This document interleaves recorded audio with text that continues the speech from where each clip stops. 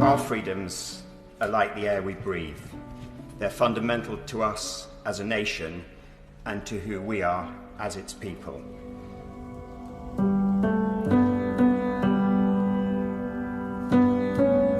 Yet once again, we stand on the threshold of using the rule of law to undermine the rule of law, the foundations of which have been laid over centuries.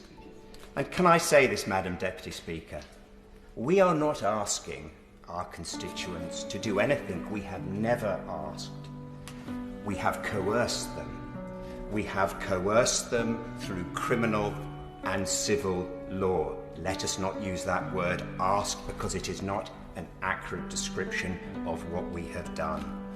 We have criminalised freedom of association, the freedom to go about one's business, the freedom to travel, and the freedom to protest. The freedom to protest.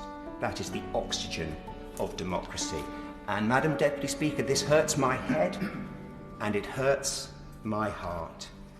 And dismissing these sincerely held concerns as wanting to let the virus rip is both deeply ungenerous and deeply, deeply unkind.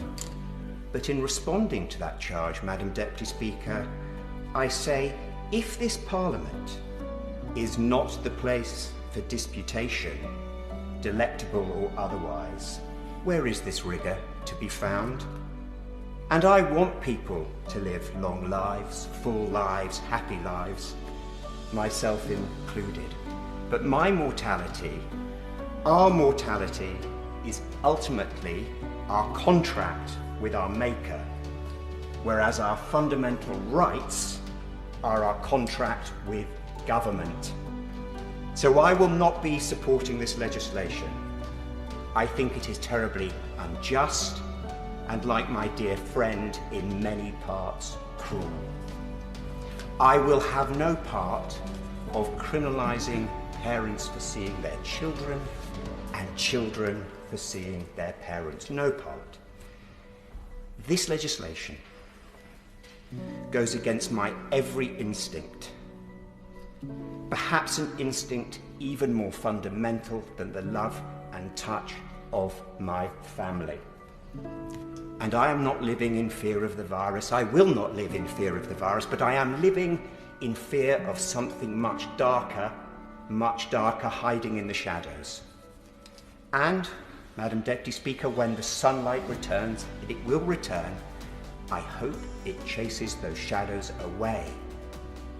But I can't be sure that it will. I cannot be sure. And that is at the heart of my anxiety and the anxiety of so many of the people I represent in this place. Thank you.